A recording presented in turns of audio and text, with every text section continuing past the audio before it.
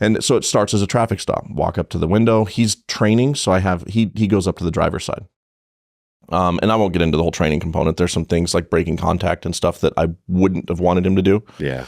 But I'm talking to the passenger who is buried in his phone, tucked back behind the beep. Like, I know immediately that this dude doesn't want me there, and he's trying to self-soothe. He's trying to hide from me. The driver, when I start talking to the passenger, the driver's questioning why I'm talking to his passenger. All of the things associated with like trying to intimidate you from not doing your job. Yeah. I could tell immediately the passenger gave a fake name.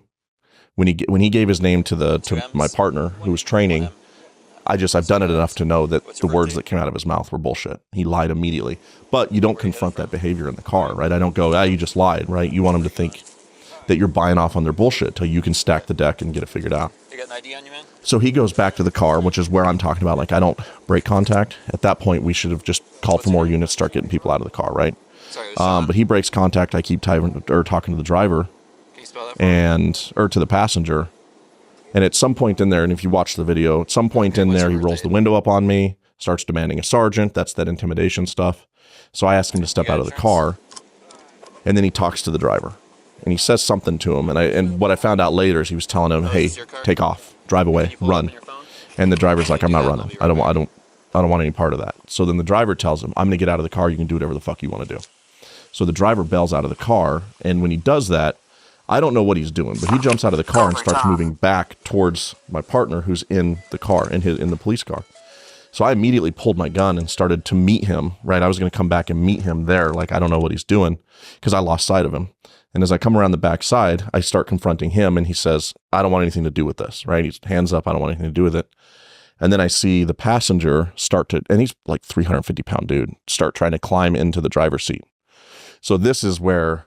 Shouldn't have had that cheeseburger. Yeah. So I see him climbing into the driver's seat. So I run back over and I get the door open. And this is I've always told myself I would never go into a vehicle that was getting ready to flee. Right. But this one's different now.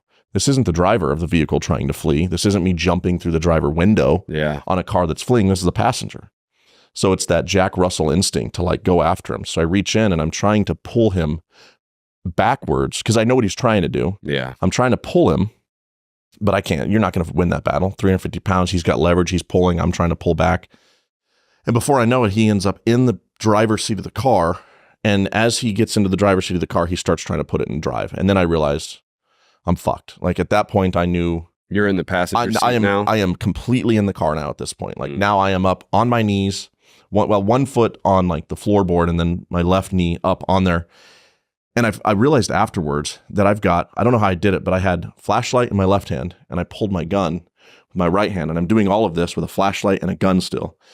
Even though I've got a light on my gun, I didn't transition the drop, right? So I'm doing this with both hands. So I see him go after the gear shifter, and that's when I start telling him, if you put this in drive, or if you drive away with me, something like that, I will fucking kill you. Right? We're not being nice at this point. I will fucking kill you if you drive away with me. And he gets it into drive and takes off. And I remember thinking as soon as he took off that the door was still open. I thought I was going to fall out. And I don't know if I closed the door. To this day, I don't know if I closed the door or if the door closed itself or if I got my foot out of the way. But the door got closed. And I remember that like fleeting thought. It's like, well, at least the door's closed. I won't fall out. And then it's just back and forth to this dude while I'm yelling at him. And it's screaming at him that I will fucking kill him if he doesn't stop. And he has no reaction to it. It just doesn't give a shit at all, right? I can see it. It doesn't care. And at one point he says, "Shoot me." And I didn't hear it or it didn't click. And I said it again and he said, "Shoot me then." So and there's a period in that video where I stop. He says that the second time and I stop. I'm not screaming anymore, right? At that point, I'm amped up. "I will fucking kill you. I will fucking kill you. Stop the car. I will fucking kill you."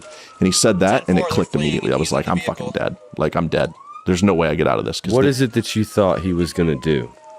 I thought... Or what were you afraid that he was going to do? How you were going to wind up dead? I thought we were going to crash. Yeah. Like, he was going to crash the car. I didn't know... I knew we were going... I know the direction that we were traveling, which goes to an interstate. Mm-hmm. And that is literally the only place it goes is the interstate.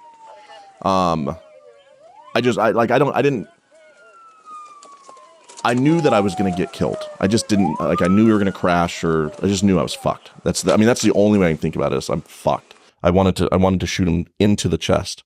So I leaned forward and I shot 4 times in the first 2 rounds. And I remember him folding So the first, I could see the rounds hit his shirt. I saw the rounds hit his shirt. And when he did, he folded forward. And then the third round hit him in the shoulder. And then the fourth round hit him in the back of the neck. But it was pop, pop, pop, pop. It was that fast. And when I fired the 4 rounds, he immediately folded and went to the side. And then I knew immediately he was dead, right? Because he went into the death rattles, right? Yeah. He grunted, he started leaning forward, and then I could see him slowly. It's fucked up as it sounds. I could see him dying in that moment. I was watching him die. And as he died, he was falling onto me. And I was holding him. Now I was holding him off of me. And that's the first time I looked up and saw that we were on the interstate. I didn't know we were on the interstate yet. So after I shot him, he started slumping onto me and I was holding him up.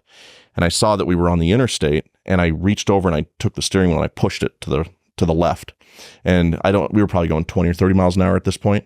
And we went off the at that point, I'm like, I got to get off the interstate before we get hit head on. So we went off the interstate into a fence and ran this fence up to this pole and then stopped on the pole.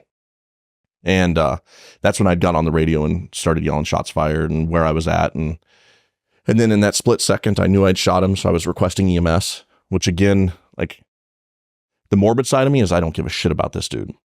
Right. But I know that I got to call for an ambulance. Sure. Because I still have an obligation to care for the person I just shot. That's the difference. I still have to provide treatment. I can't just shoot the guy and be like, well, go fuck yourself. Yeah. So I called for EMS and I've never been so happy in my life to see my partner, who I call him a partner at this point because he was a trainee, but he was on his last day. And this dude had left the guy who jumped out of the car. He had the common sense to say, screw this guy, got in our car and chased us. Yeah. And he was a little bit behind, but as I was getting out of the car, I see him pulling up behind me. And I was like you pass. Yeah. You've passed training at this point. So, I yelled at him to help me get the dude out of the car. We got him out of the car.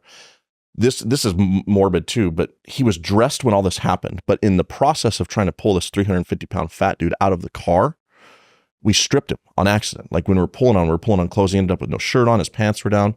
So I just remember all of a sudden we get him out of the car and other cops start showing up and they start doing CPR on him. And I looked over and he's naked. And I'm like, how the fuck did this guy end up naked? And it's just in the process of pulling him, he ended up naked. Just out of habit, right? But I'm like, I don't know. Yeah, just stripping dudes. Just normally pull guys' clothes off. I just rip clothes off, unconscious dudes. That's how I operate. So and then it was just sitting there, and that was pretty.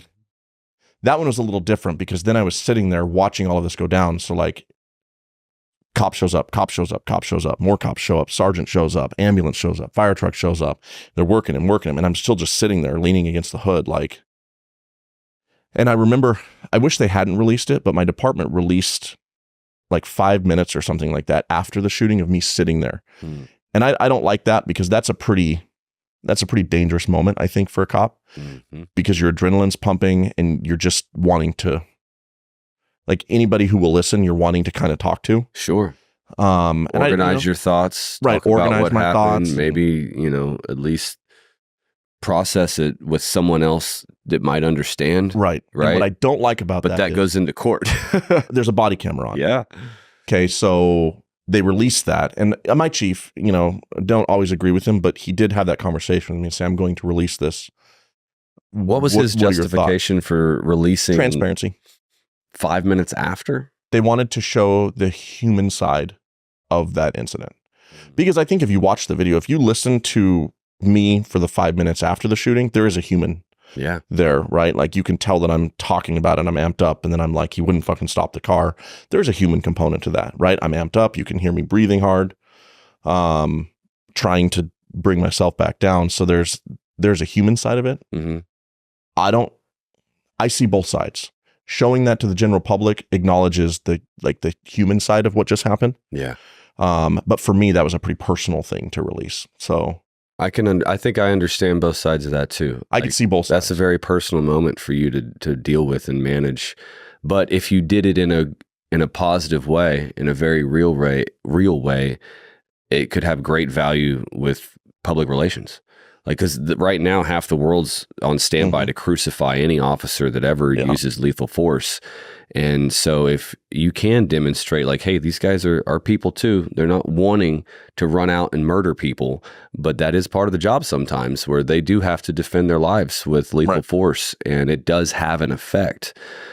So I would assume you handled that in a way that the department was proud of.